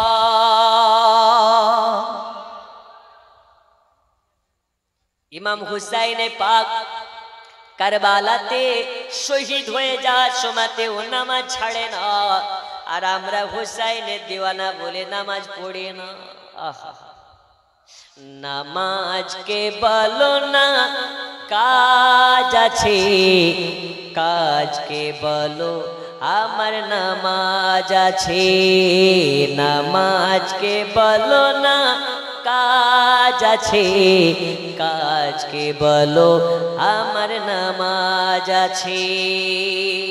নামাজকে কাজের বাগানা দিও না, নামাজ তোমাকে জাহান্নাম থেকে বাঁচাবে। নামাজের জন্য কাজ বন্ধ করে দাও, কাজের জন্য নামাজ বন্ধ করিও না। এ নামাজ যারা পড়বে নবীর ছায়ার তলায় আশ্রয় পাবে। এ বাবা সোনা মানিকেরা, দয়াল নবী সাল্লাল্লাহু আলাইহি ওয়াসাল্লামের ঘটনা বলতেছিলাম। আল্লাহর নবী সাল্লাল্লাহু আলাইহি ওয়াসাল্লাম হালিমাতুস সাদিয়ার বাড়িতে আছে। হালিমাতুস সাদিয়া বর্ণনা করতেছেন, আমার দুধ বেটা মুহাম্মদ আমার বাড়িতে আছে। আমি কালেমা দেখেছি, আমার একটা বাচ্চা আছে, দুধের বাচ্চা। নবী পাক সাল্লাল্লাহু আলাইহি ওয়াসাল্লামের থেকে মাত্র 6 মাসের ছোট। ওই 6 মাসের বাচ্চাটা আর আমার দুধ বেটা মুহাম্মদ এক জায়গাতে খেলাধুলা করে, কিন্তু আমার বাচ্চা মাটি নিয়ে খেলে, আমার বাচ্চা ধুলাবালি নিয়ে খেলে। কিন্তু আমিনার বেটা, আমার দুধ বেটা কোনদিন মাটি নিয়ে খেলাধুলা করে না, ধুলাবালি নিয়ে খেলাধুলা করে না। কেন কেন কেন? এই কারণে আমি কালেমা দেখেছি, আমার দুধ বেটা মুহাম্মাদের খেলনা, দুনিয়ার পুতুল নয়, দুনিয়ার কাদামাটি নয়, আমার বাচ্চা মুহাম্মাদের খেলনা আকাশের চন্দ্র তারা। আমার দুধ বেটা মুহাম্মদ শুয়ে শুয়ে আকাশের চাঁদ তারা নিয়ে খেলাধুলা করে। হালিমাতুস সাদিয়া বর্ণনা করতেছেন, আমি দেখেছি আমার দুধ বেটা মুহাম্মদ হেঁটে হেঁটে যায়, পায়ের তলায় রেখা পড়ে না। আমি লক্ষ্য করে দেখেছি আমার দুধ বেটা মুহাম্মদ রাস্তা দিয়ে হেঁটে হেঁটে যায়, কিন্তু নবী পাকের ছায়া পড়ে না, ছায়া পড়ে না। এই জায়গা থেকে হালিমা বুঝে গেছে এই বাচ্চাটা কোনো সাধারণ বাচ্চা নয়, এই বাচ্চাটা মহা বাচ্চা, এই বাচ্চাটা মহামানব, আল্লাহ তাআলার হয়তো পয়গম্বর। আল্লাহ পাকের নবী আল্লাহর পয়গম্বর ছাড়া এইগুলো সম্ভব করে নাই। হালিমাতু সাদিয়া বর্ণনা করতে আছেন, আমি দেখেছি আমার বাচ্চা মুহাম্মদ তাকে আমি ডান দিকের স্তনে দুগ্ধ পান করি, যখন আমি বাম দিকের স্তনে মুখ লাগানোর চেষ্টা করাতাম, হালিমাতু সাদিয়া বলে আমি কোনদিন আমি মুহাম্মদকে ডান দিকের স্তন ছাড়া বাম দিকের স্তনে দুগ্ধতে মুখ লাগাতে পারি নাই। কেন কেন কেন? তুমি আমার বলে হালিমা গালেমা গালেমা, তোমার তো আর একটা বাচ্চা আছে, সেও দুধের বাচ্চা, সে দুগ্ধ পান করে। আজ যদি আমি ডান দিকের দুগ্ধ খাই, তার সাথে বাম দিকের দুগ্ধ পান করে নি, আমার দুধের ভাই দুধ পাবে না পাবে না পাবে না পাবে না। আমি নবী কারো হক মারতে আসে নাই, আমি নবী যাদের হক মারা গেছে তাদের হক পাইয়ে দিতে এসেছি, আমি মানবতা শেখাতে এসেছি, মানবতা হরণ করার জন্য আছে নাই। আমি তোমার বাম দিকের স্তনে মুখ লাগাবো না, বাম দিকের স্তনে দুধ খাবে আমার দুধ ভাই। আমি হালিমা তোমার কাছে এসেছি, কিন্তু হক মারতে আসে নাই। এ বাবা সোনা মানিকেরা, বর্তমান সময়ে ভাই ভাইয়ের হক মেরে দেয়, বাপ হজে যাবে বেটাদেরকে বেটিদেরকে ডাকে, বেটাদেরকে জায়গা দিয়ে দেয়, বেটিকে বলে বেটে মাফ করে দে, তোর ভাইকে দিয়ে দে। যারা বেটির হক মারে ওই বাপের হজ হবে না হবে না হবে না। একবার কেন একবার কেন, যদি 1000 বার হজে যায় ওর হজের দাম নাই। যে বাপ নিজের বেটির হক মারে, শরীয়তের বিধান অনুযায়ী বেটি যতটুকু হকের হকদার হবে ততটুকু হক তাকে দিয়ে দিতে হবে। বুঝা গেছে? এই এরকম আছে না অনেকে বাপ বিটিকে ডাকে, তারপরে বলে বিটি তোর স্বামীর তো অভাব নাই, তোর একটা মাত্র ভাই, তোর একটু দিয়ে দে, তোকে 10,000 টাকা দিয়ে দে, মাফ করে দে। বিটির মন বড় মন, বলছে বাপ ঠিক আছে যাও দিয়ে দিলাম। বিটি যদি ওকে মাপ না করে, মনে যদি গুছ না রাখে, ও হাজি সাহেব তোমার হজ করে লাভ নাই। তুমি কালো কাবা ধরে যতই কানো, কালো কাবার গেলাফ ধরে যতই টানা টানি করো, তোমার হজের লাভ না। হক মারা বন্ধ করুন, যার যতটুকু প্রাপ্য তাকে ততটুকু দিন। আব্বাজি আমার শেষ মেসেজ আপনাকে দিতে চাই, আমার টাইম শেষের দিকে হয়ে এসেছে। আমাদের সমাজে 2টা জিনিস খুব জরুরি। কয়টা জিনিস জরুরি? আচ্ছা আপনারা বিরক্ত হচ্ছেন, ছেড়ে দেব? একটু শুনেন, আর একটু। আমার পরের বক্তা আসছে, আমার বন্ধু, খুব কাছের বন্ধু, হৃদয় তরঙ্গ সম্পর্ক একদম। আমার তো বুঝতে পারছেন আমার শরীর নেই, আওয়াজও নেই, আর ও দেখতেও যেমন হাংড়া চুংড়া, আওয়াজও ওইরকম হাংড়া চুংড়া, বুঝছেন? যে ঘুমিয়ে যাবে ওর বুকে ভূমিকম্প তুলে দেবে। আসার টাইম হয়ে এসেছে, আসছে ইনশাআল্লাহ তাআলার বক্তব্য শুনবেন। পশ্চিমবঙ্গের তরুণ তেজস্বী বক্তা মৌলানা আবুল কালাম আজাদ সাহেব, তিনি বক্তব্য আপনাদের সম্মুখে দেবেন। আর তার আগে আমি একটু আছি, আমাকে একটু বিরক্ত লাগছে আমি বুঝতে পারছি, তবে শেষ কথাটা আপনাকে বলি। আমি বলতেছিলাম 2টা জিনিস খুব জরুরি। কয়টা জিনিস? একটা হচ্ছে আমাদের সমাজের সমাজ ব্যবস্থা এখন নোংরা, আর এই সমাজটাকে নষ্ট করছে কারা? মুসলমান ঘরের কিছু নারীরা। কারা করছে? নারীরা। আল্লাহ রাসূল বলেছেন একজন নারীর জন্য 4 জন পুরুষকে আল্লাহ জাহান্নামে দেবে। আচ্ছা মা খালারা কি কোথাও ওয়াজ শুনছে? মা খালাদের জন্য স্পেশাল করে বলছি, এই আধুনিক যুগে মহিলাদের অবস্থা খুব বাবা ভয়ানক। কেমন ভয়ানক? পাড়ায় পাড়ায় বন্ধন লোন আছে না নেই? হ্যাঁ হ্যাঁ, এদিকের মা খালারা নেয় না, জানে সব ওইদিকে লালবাগের দিকে, এদিকে আছে বন্ধনের লোন। জি, আর ওর বাড়িতে একটা কালপিট স্বামী আছে, ওর বউকে পাঠিয়ে দিয়েছে, যা নিয়ে আয়। বন্ধনের লোন নিয়েছে, বন্ধনের লোন নেওয়ার পরে বন্ধনের সার আসে, ওকে সার সার করে পাঠিয়ে, কিন্তু স্বামীটার দিকে খেয়াল থাকে না। হ্যাঁ, বন্ধনের সারকে যতটুকু সম্মান দেয় অতটুকু সম্মান যদি স্বামীকে দেয়, স্বামীর কদমের তলে তার জান্নাত হয়ে যাবে। কথা ঠিক না ভুল? কিন্তু ওর স্বামীকে স্বামী মনে করে না। ও মা খালা শুনে নিন, আপনার জন্য আপনার স্বামী হচ্ছেন শ্রেষ্ঠ। আল্লাহর পরে পরে আপনাকে যদি কাউকে ভয় করা লাগে, সম্মান দেওয়া লাগে, আপনার স্বামীকে দেওয়া লাগবে। আপনার স্বামী যদি পাগল হয় তবু।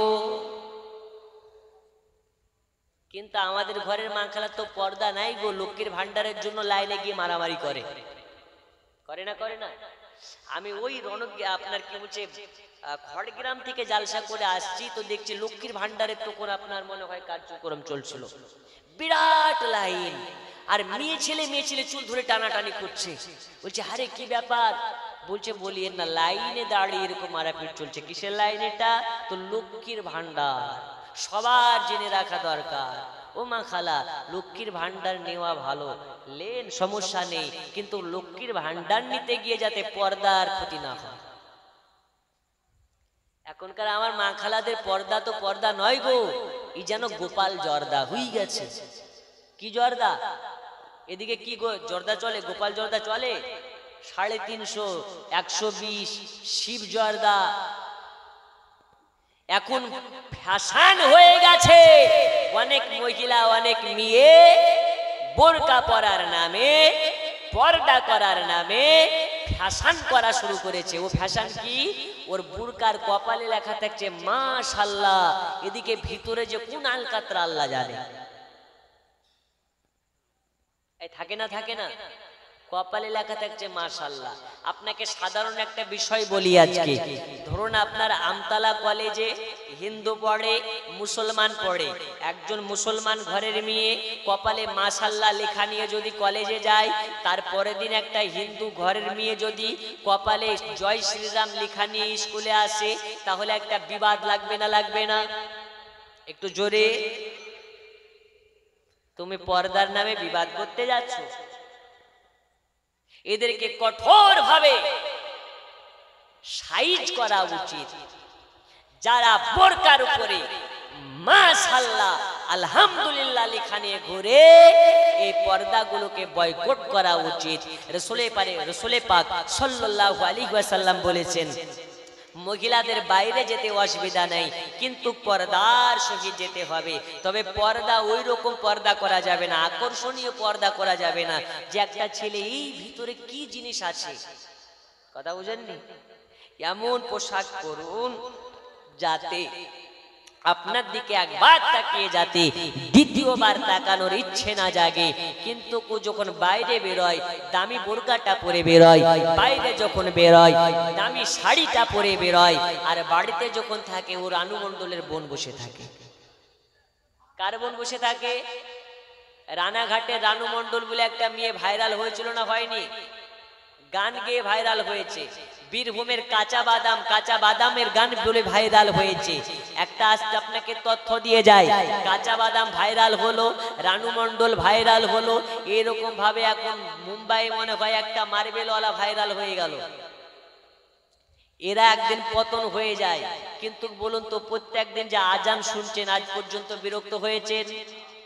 আলহামদুলিল্লাহি রাব্বিল আলামিন রহমান রহিম মালিক ইয়াউমিদ্দিন ইয়াকা না'বুদু ওয়া ইয়াকা নাস্তাইন ইহদিনাস সিরাতাল মুস্তাকিম সিরাতাল লাযিনা আন'আমতা আলাইহিম গায়রিল মাগদুবি আলাইহিম ওয়ালাদ-দাল্লিন। প্রত্যেকদিন শুনছেন নামাজে, আজ পর্যন্ত বিরক্ত হয়েছেন? গজল শুনে বিরক্ত হয়েছেন?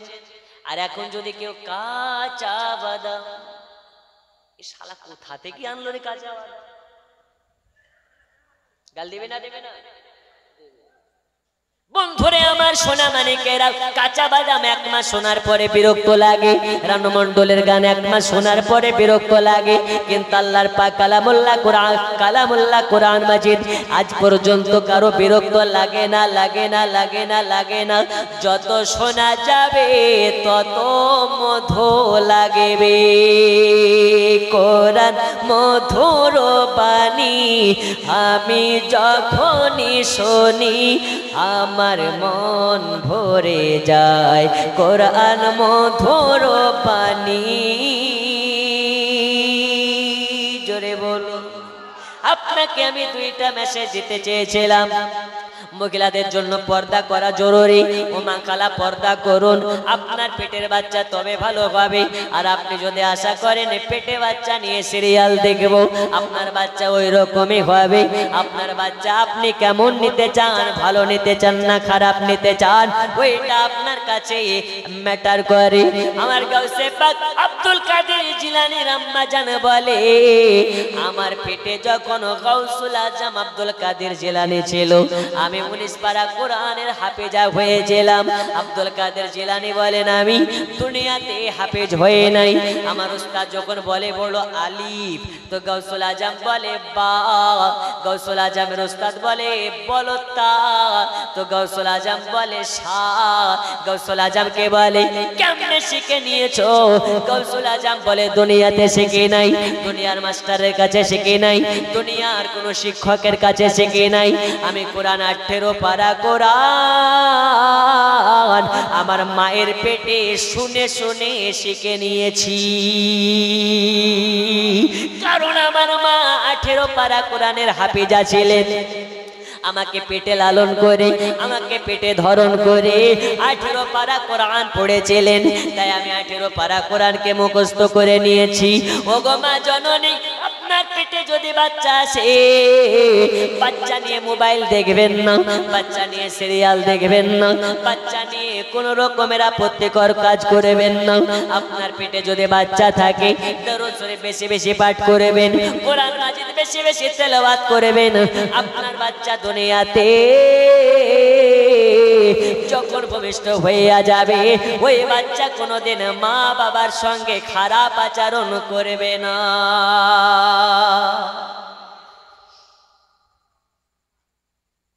প্রত্যেকটা ছেলে নিজের বাপ মাকে দেখবে, একটা জিনিস বন্ধ করে দেন।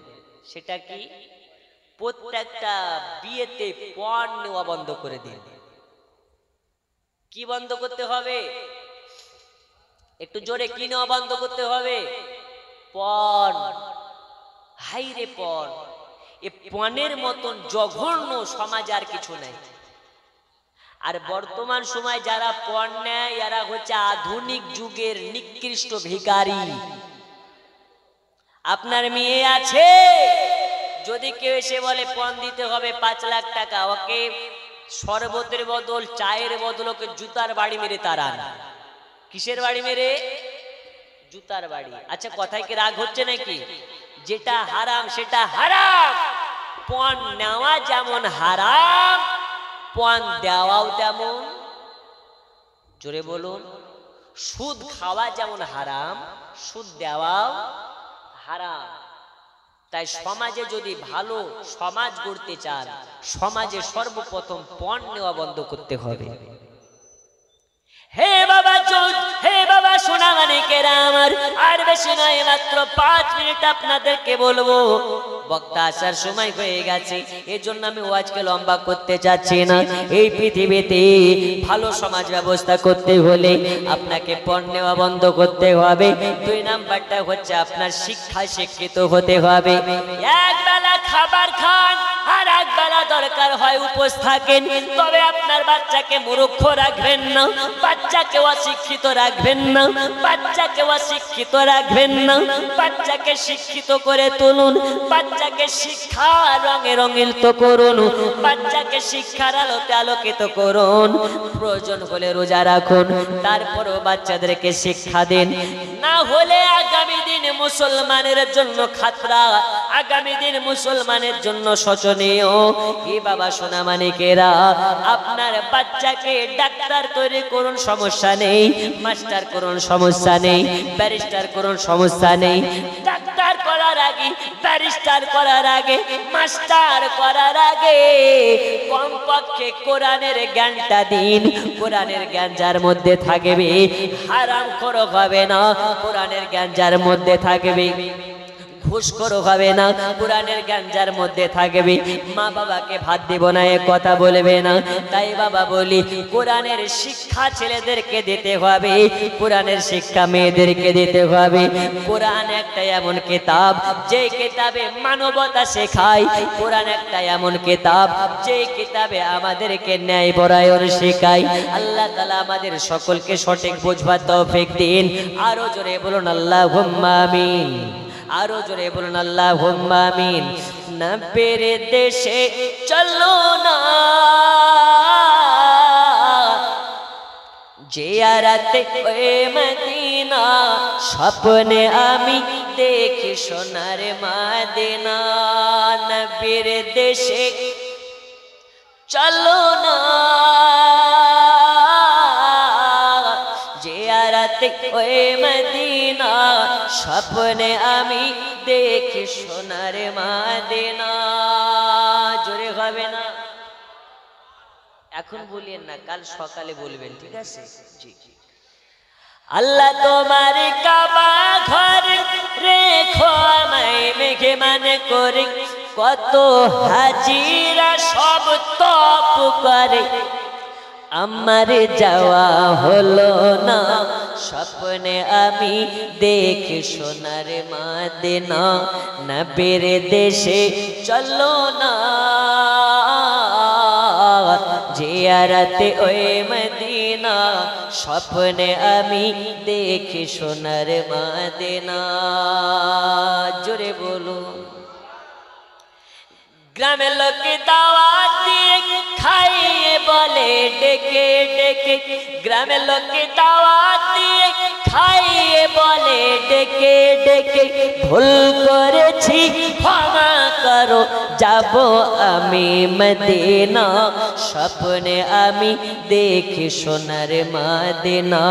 নবীর দেশে চলো না জিয়ারতে ওই মদিনা, স্বপ্নে আমি দেখি সোনার মদিনা।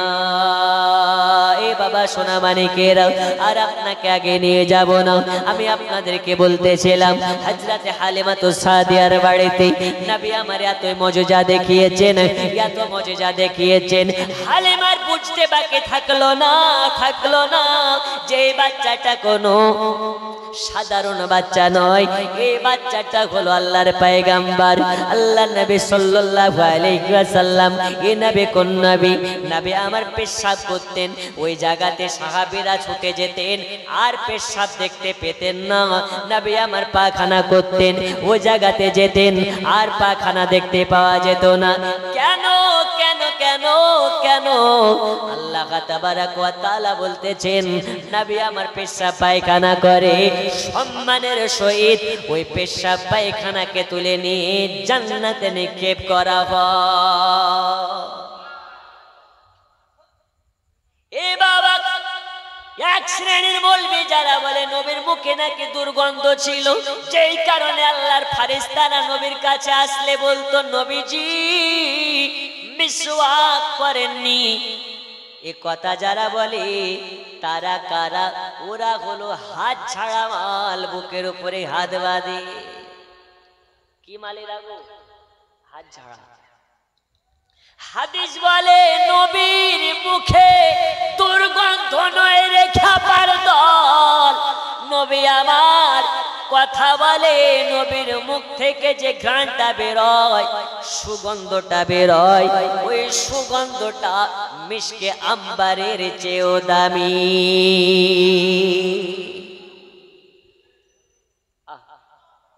নবীর মুখের সুগন্ধ মিশকে আম্বারের চেয়েও দামি। জোরে বলুন, আর একটু জোরে হবে না? ওই নবী কোন নবী? নবী আমার হেঁটে হেঁটে যায় রাস্তা দিয়ে, তো নবীর সুগন্ধতে বোঝা যায় যে এই রাস্তা দিয়ে নবী গেছে।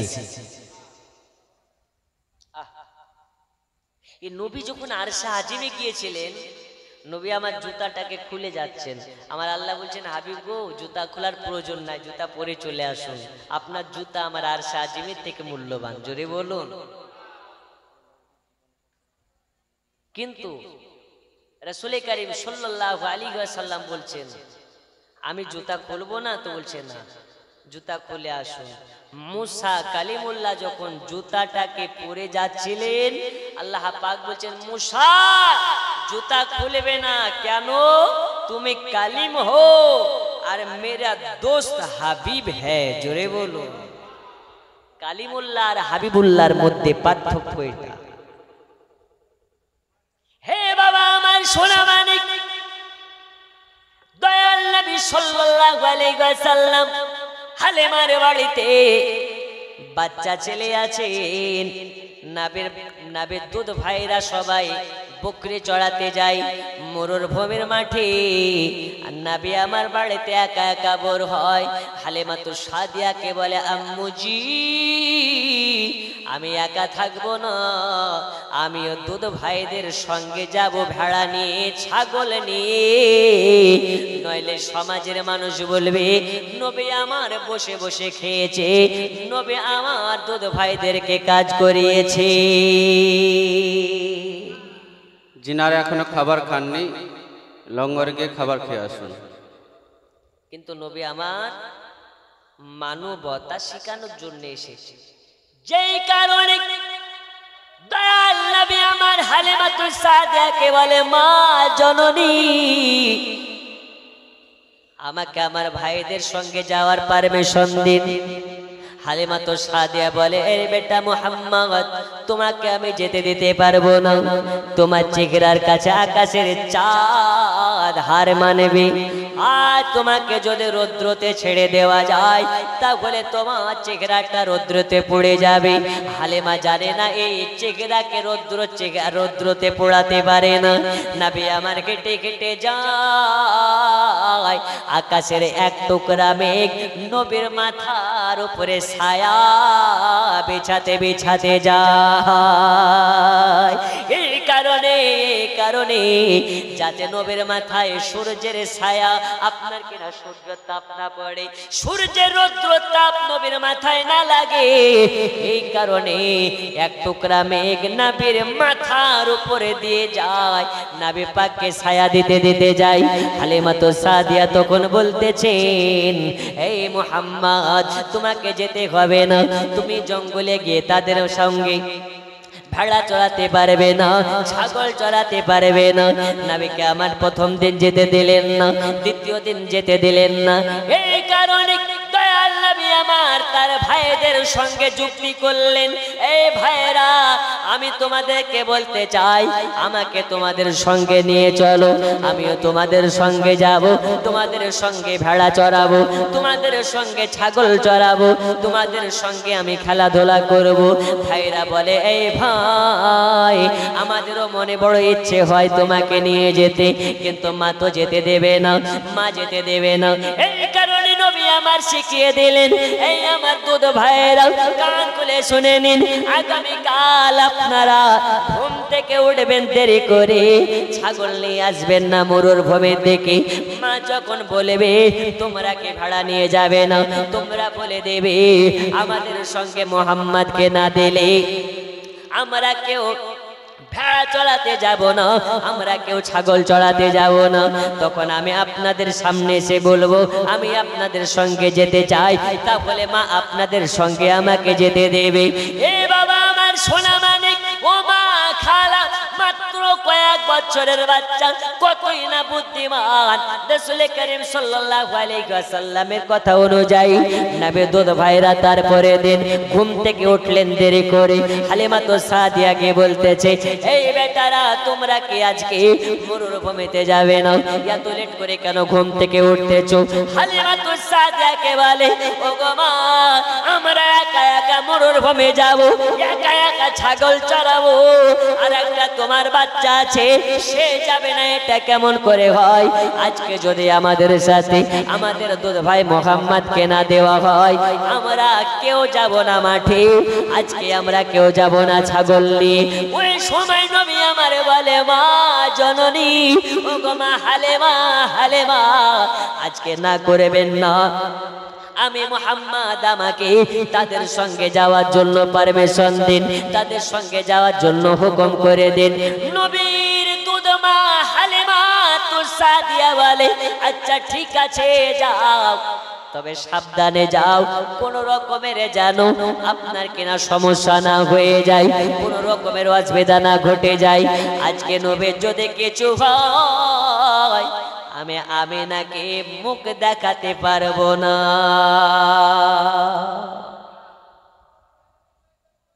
হালিমাকে মুখ দেখাতে পারবো না। হালিমা বলতেছেন আমিনাকে মুখ দেখাতে পারবো না, আব্দুল মুতাল্লিবকে মুখ দেখাতে পারবো না, তাই সাবধানে যাবে। নবীর সঙ্গে যেন কোনো রকমের কিছু না ঘটে যায়, নবীর সঙ্গে কারো তুলনা করা যাবে না, নবীর সঙ্গে কারো তুলনা করা যাবে না। নবীকে নিয়ে গেলেন, যেতে যেতে দেখতে পাই নবী আমার ঘেটে ঘেটে যায়, আকাশের এক টুকরা মেঘ ছায়া দিতে দিতে যায়। নবী আমার যায়, নবী একটা জায়গায় বসে আছে, আকাশের সব জীব জানোয়ার গুলো, জঙ্গলের জীব জানোয়ার গুলো চলে আসে আর দয়াল নবীর কদমে চুমা দেয়, একে একে সাইডে যায়। জামানা দিওয়ানা ও গো আমিনা, তোমার লালের নাই তুলনা, হামাগো তোমার লালের নাই তুলনা।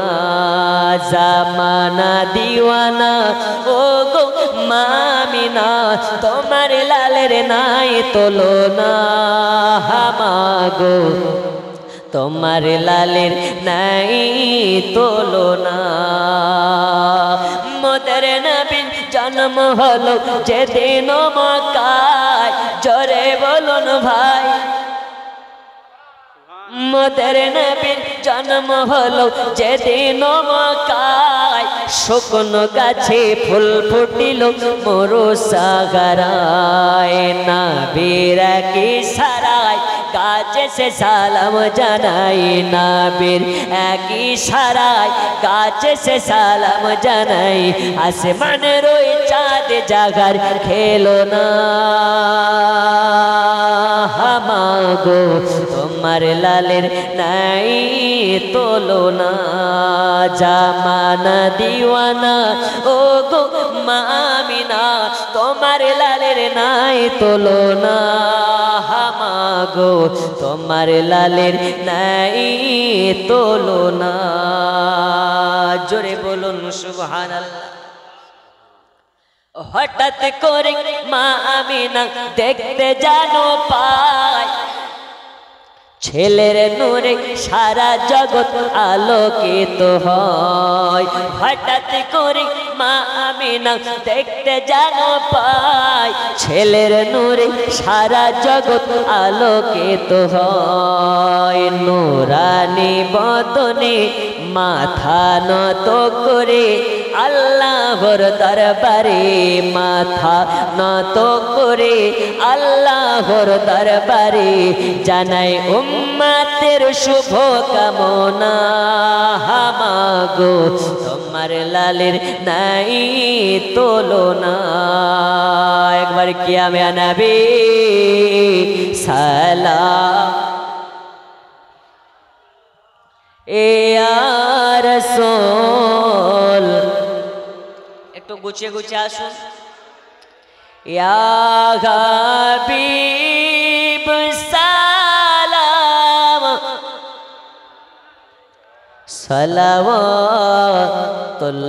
সালাওয়াতুল্লাহ। যারা পেছন দিকে আছেন একটু সামনের দিকে চলে আসুন, মাঝমাঠটা আরো সুন্দর দেখাবে। আসুন। আজানে শোনে আপনার নাম, কলেমায় পড়ে আপনার